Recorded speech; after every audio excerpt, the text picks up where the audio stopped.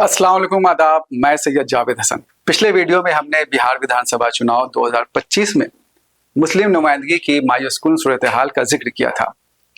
इस वीडियो में हम मुस्लिम नुमाइंदगी के हौसला अफजा पहलुओं का जायजा लेंगे।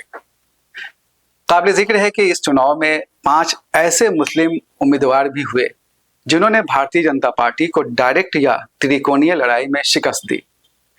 इसमें कोई शक नहीं कि इस चुनाव में चुनाव आयोग ने शर्मनाक हद तक गड़बड़ी की। आचार संहिता लागू होने के बावजूद महिलाओं के खाते में 10-10 हजार रुपए एनडीए सरकार ट्रांसफर करती रही, लेकिन चुनाव आयोग ने इस संस्थागत रिश्वतखोरी पर कोई कार्रवाई नहीं की।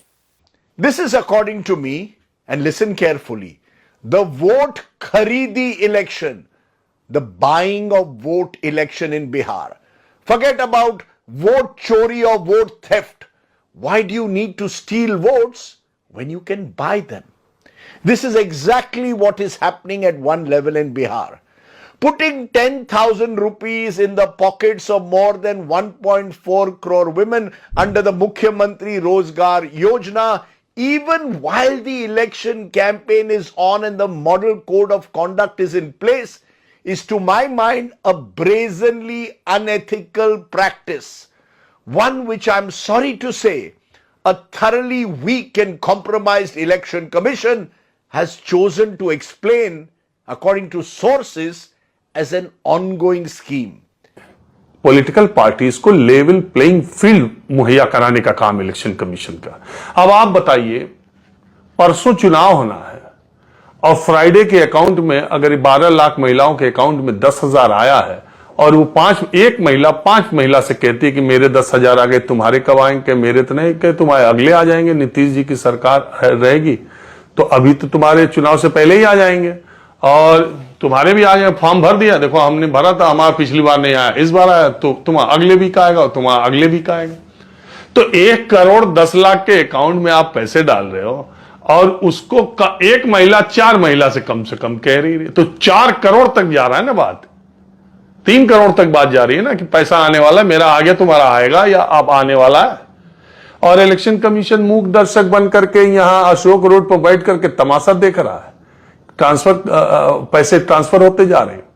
दूसरी तरफ असम के मुख्यमंत्री हेमंता बिस्वा शर्मा और उत्तर प्रदेश के सीएम योगी आदित्यनाथ मुसलमानों के खिलाफ खुलेआम भाषण देते रहे। उन्होंने कहा कि बिहार में औरंगजेब और बाबर की संतानों की परवरिश की जा रही है। हिंदुओं को राम मंदिर निर्माण की याद दिलाई गई और कहा गया कि उनकी सरकार बनी तो बिहार में भी बुलडोजर चलेगा। मंच में मुझे बोला गया कि ये जानकी मां का भी भूमि है, लेकिन लालू यादव का समय में ये भूमि को शहाबुद्दीन कब्जा करके रखे थे। फिर लोगों ने मुझे बोला कि हमारे खिलाफ जो कैंडिडेट लड़ रहा है उनका नाम ओसामा है। मेरा थोड़ा दिमाग में चक्कर आया कि भाई राम का जगह में ओसामा कहां से आ गया। मैं बोला देखो, बिहार का धरती में ऐसे छोटे मोटे जितना उसामा बिन लादेन है ना, ये लोगों को शिक्षा देने का समय आ चुका है, समुद्र में वो लोगों को फेंकने का समय आ चुका है।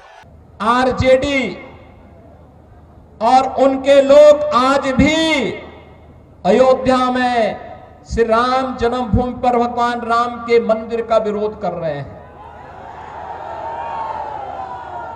सीतामढ़ी और उसके आसपास के क्षेत्र में मां जानकी के भव्य मंदिर के निर्माण और कॉरिडोर के विकास के लिए किए जाने वाले कार्य का विरोध कर रहे हैं।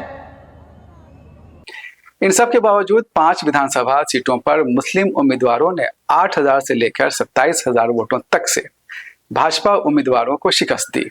इन उम्मीदवारों में एआईएमआईएम के 2, राष्ट्रीय जनता दल के 2 और कांग्रेस के 1 मुस्लिम उम्मीदवार शामिल हैं।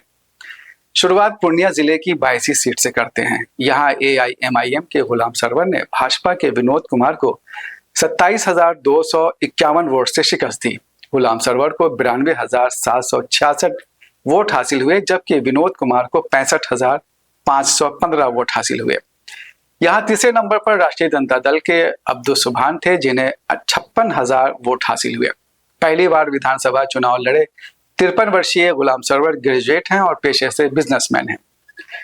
बायसी विधानसभा क्षेत्र में 2020 के विधानसभा चुनाव के मुताबिक वोटर की कुल तादाद 2,73,738 है, जबकि मुस्लिम वोटर की तादाद 1,76,013 यानी 64.3% है।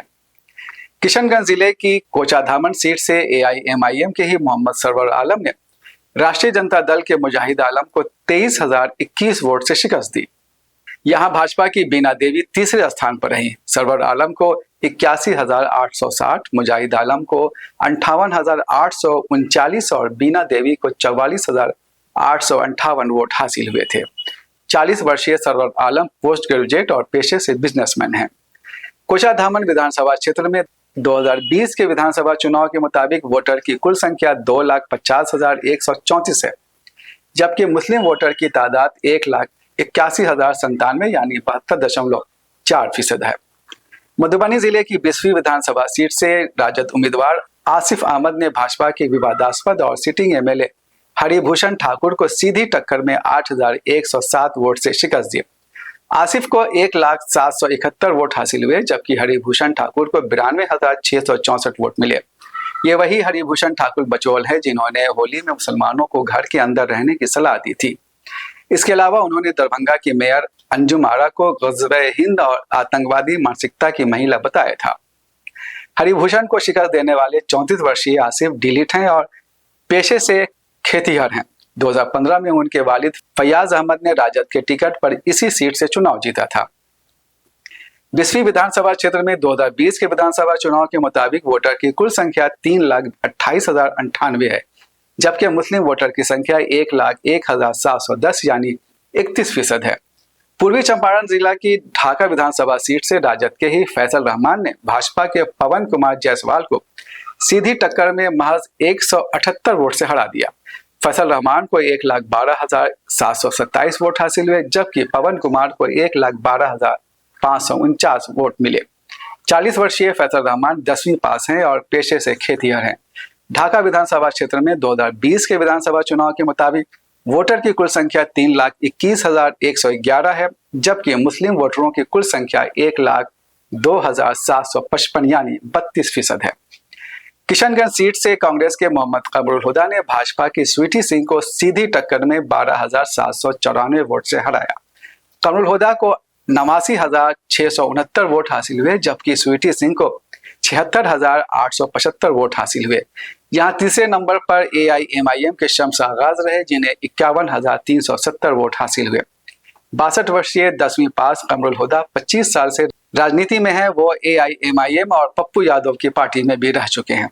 किशनगंज विधानसभा क्षेत्र में 2020 के विधानसभा चुनाव के मुताबिक वोटर की कुल संख्या 2,93,565 है, जबकि मुस्लिम वोटर की संख्या 1,78,781 यानी 60.9% है। गौरतलब है कि 20वीं में मुस्लिम वोटर सिर्फ 31% हैं। इसके बावजूद राजद के आसिफ अहमद ने भाजपा के सिटिंग MLA हरिभूषण ठाकुर को 8,000 वोटों से हरा दिया। वहीं ढाका में मुस्लिम वोटर सिर्फ 32% हैं। इसके बावजूद राजद के फैसल रहमान ने भाजपा के पवन कुमार जायसवाल को 178 वोट से हरा दिया। ये इस बात को जाहिर करता है कि पोलराइजेशन की हर मुमकिन कोशिशों के बावजूद हिंदुस्तान में बिहार में सेकुलरिज्म न सिर्फ जिंदा है बल्कि इसकी जड़ें काफी मजबूत हैं। यही वजह है कि 70% हिंदू 30% वाले मुस्लिम उम्मीदवारों को जिताने के पक्ष में हैं। यह इस चुनाव का बेहद सकारात्मक और शानदार पहलू है। अगले वीडियो के लिए दीजिए इजाजत। अल्लाह हाफिज।